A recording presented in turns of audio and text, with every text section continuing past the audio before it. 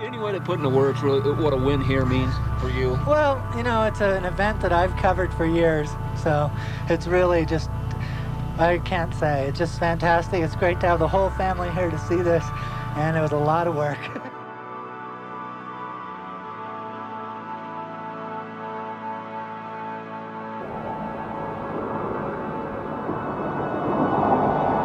Yeah, the only constant out here is change.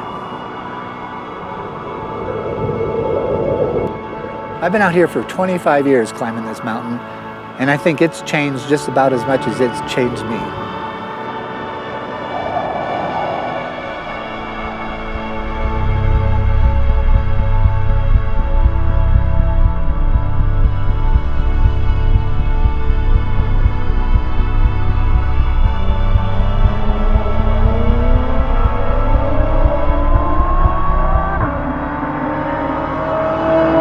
I didn't really know how to be around racing, but once I got there, I knew exactly what I wanted. An amazing road ahead of me, a flat six behind me, and that crisp sound just powering me forward.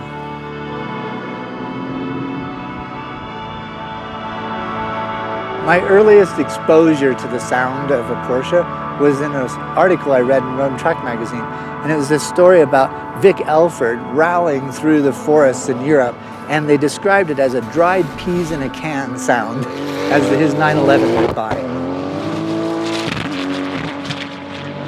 And I've always kept that in my head, that was a pretty cool description of a 911 motor.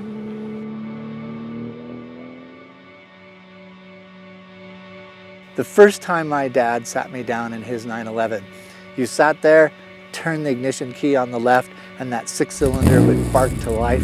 That sound just was like a motivator. I just wanted to have that sound behind me for the rest of my life. That was 47 years ago, and at that point, all I had had was a paper route. When I look that far back, I've only been part of Pikes Peak's story for a very short time, but thousands of drivers literally have competed here and created a legacy that I've been able to drop into.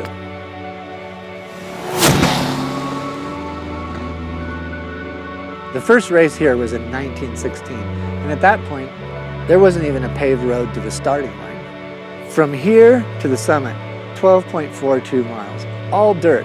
That was a lot for the original competitors to get through. Imagine how brutal that was in that time. They had really no information at the summit. Today, when we race here, we leave the line, we're getting reports all the way up. It was really a different era. Years later, Porsche took its very first victory, and of course it was in a hill climb.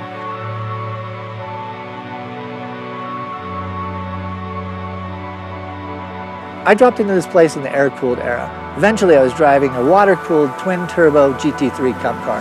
Talk about advancement in technology.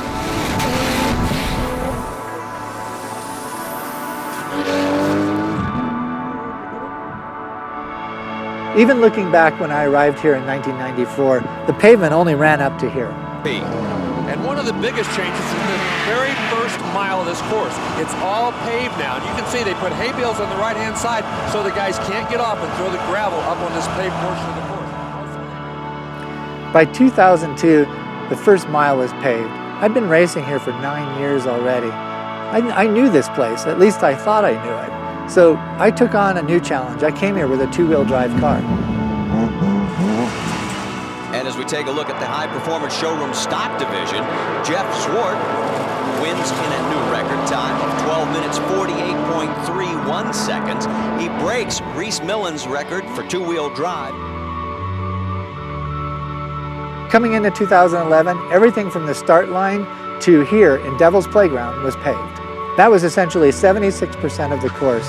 And the last year we had mixed surfaces to face when racing here.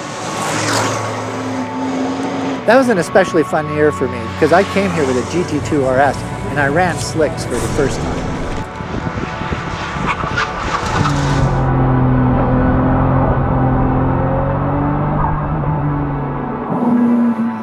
"2015 was something different for me. That year I knew I had something special. I had a GT2 engine in a GT3 Cup car. That was really a combination of things. the highest horsepower that we could get out of a Porsche motor, combined with the best chassis out there, the GT3 Cup car. It allowed me to be the 13th person to go under 10 minutes here.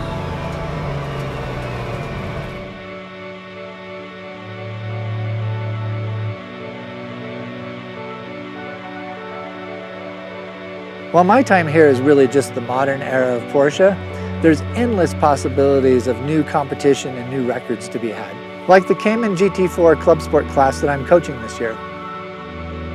This next generation of drivers, CJ Wilson, JR Hildebrand, Travis Pastrana, and the others that I'm coaching, they're the guys to watch for the future.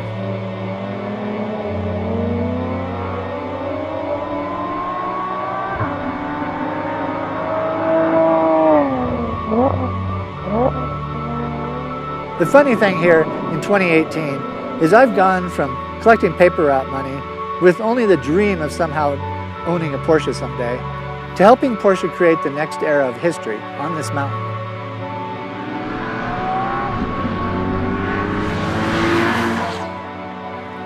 We have a duty to protect what we love, and long ago I fell in love with a flat six behind me. And now, looking out ahead of me, I'm not done with America's mountain. She's not done with me. We still have a lot of history to create together.